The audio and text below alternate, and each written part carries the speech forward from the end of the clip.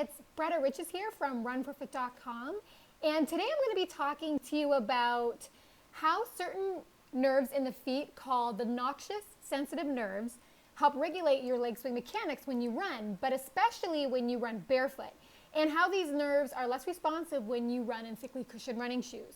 This is why I always suggest to do a lot of barefoot training to help improve the functioning of the foot nerves, particularly the noxious sensitive nerves. Simply because the activation of these specific nerves during barefoot running helps with the quick removal of the foot. So what I'm talking about is developing a higher back kick. And we all want that nice high back kick like Ternish Dababa and Haile Gebrselassie, Ethiopian runners who ran barefoot until they were around age 16. A higher back kick when running is key because it helps prevent overstriding and it reduces ground contact time so that there's less time for abnormal pronation of the foot to occur, as well as less time for too much force production on the body. So remember, to develop a high back kick for running, you need strong activation of the noxious sensitive nerves located in the soles of the feet. These nerves have very intimate connections to parts of the spinal cord involved in withdrawing the leg from the ground in a rapid manner.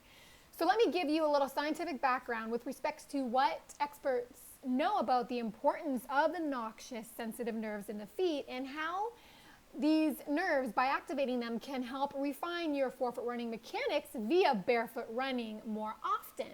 There's a doctor by the name of Dr. Stephen Robbins, and he is in McGill University in Montreal. He's one of the first barefoot running advocates. And he's also written extensively about how the nerves in the bottom of the feet help regulate running biomechanics. And when stimulated during barefoot running, these nerves easily induce avoidance behavior as compared with when you run in regular running shoes. Now, avoidance behavior means that basically when you run, you avoid high impact by adjusting your foot strike intensity. And this is, of course, this is maximized when you run barefoot. So this helps adjust your landing intensity so that you land lighter, and not only that, you pull the leg up or withdraw your leg up much quicker when you run barefoot as compared when you run in regular running shoes, in which case this withdrawal reflex is actually slowed. So according to Robbins, when you run barefoot, the noxious sensitive nerves in the feet activate the reflex loop in the spinal cord. And this helps barefoot runners strike the ground with lighter, more careful effort to avoid high impact on the leg. As compared with cushion running shoes, when you run in these type of footwear, these shoes blocks the sensations on the noxious nerves, interfering with the signal from the feet to the impact reducing reflex loop in the spinal cord.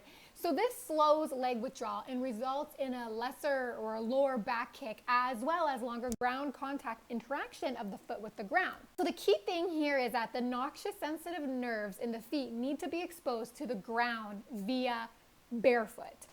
And this is for the spinal reflex loop to initiate quick withdrawal of the leg to minimize impact on the body at each step when you run. This is how impact avoidance behavior works in the favor of barefoot runners. So what I mean by this is why barefoot runners always tend to run with less impact than shod runners, which means runners who wear shoes. Cushion running shoes do very little to help diminish impact because the compressible material blocks sensory input at the noxious plantar nerves, plantar meaning foot. And this is also why cushion running shoes are associated with long-term consequences in lower leg health. If you look at the statistics, running-related injuries are very high, and the majority of runners wear shoes. So are running shoes working? Not really. The reason barefoot running is key in the proper functioning of the noxious sensitive nerves in the feet and the spinal cord loop is that they rely on mechanical and pressure sensory stimuli for activation in order to produce a reliable and pronounced behavioral response involving withdrawal, according to Dr. Stephen Robbins. What this means is that the noxious sensitive nerves seem to communicate better to the spinal cord and allows a higher back kick or a more rapid withdrawal of the leg only in barefoot conditions. So these nerves are maximally stimulated when you run barefoot, but they tend to be understimulated when you run in regular running shoes. And as a byproduct of running in regular running shoes, you get a lower back kick and a slower withdrawal of the leg, and your foot spends more time on the ground, which generates greater force production, as well as I mentioned before. It also allows for abnormal movements of the foot, which means overpronation.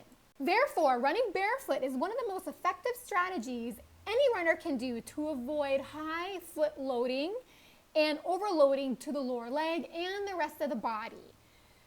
Because injury rates are so high in runners, scientists are now wondering about the extent of which protective cushion running shoes actually help reduce impact. If anything, cushion running shoes pose a challenge for a runner because they deter the foot nerves from allowing the brain and the spinal cord to construct an accurate perception of the ground. So based on the information that I just supplied you with, it would be wise to do a lot of barefoot running in your training before you continue running in your running shoes, so that you can essentially save your feet from nerve damage, and you can maintain and develop a more efficient back kick and leg swing mechanics, as well as a lighter foot strike that generates less impact on the body. So for more information about this article, I'll post it below. And again, for more information on barefoot running, as well as the differences between forefoot running and heel strike running, please head on over to my blog, runforfoot.com, where you will also find reviews and recommendations on barefoot-inspired footwear for if you don't want to go barefoot permanently. So have fun out there on the roads, and I hope this information has helped. And don't forget to subscribe to my YouTube channel. Take care. Bye for now.